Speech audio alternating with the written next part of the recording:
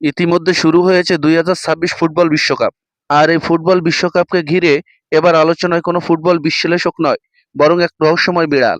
Social মিডিয়ায় viral হওয়া সেই বিড়ালের সামনে রাখা হয় দুটি বাটি, একটিতে আর্জেন্টিনার পতাকা আর অন্যটিতে ব্রাজিলের পতাকা।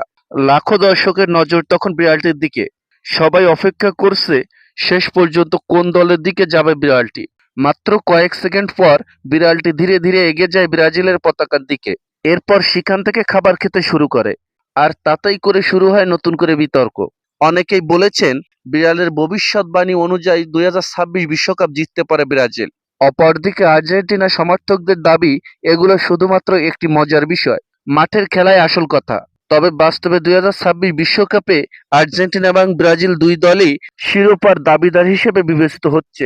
বিভিন্ন বিশ্লেষণ ও পূর্বাভাসে দুই দলকেই শিরোপার লড়াইয়ে অন্যতম প্রতিদ্বন্দ্বী ধরা হচ্ছে। সো প্রিয় ভিউয়ার্স, এখন শুধু দেখার বিষয় বিড়ালের এই ভবিষ্যৎবাণী সত্য হয় কিনা। 2026 বিশ্বকাপ কে জিতবে, আর্জেন্টিনা নাকি ব্রাজিল? এই বিষয়ে আপনার মূল্যবান মন্তব্য জানাতে পারেন আমাদের কমেন্ট বক্সে। ভালো থাকবেন, ধন্যবাদ।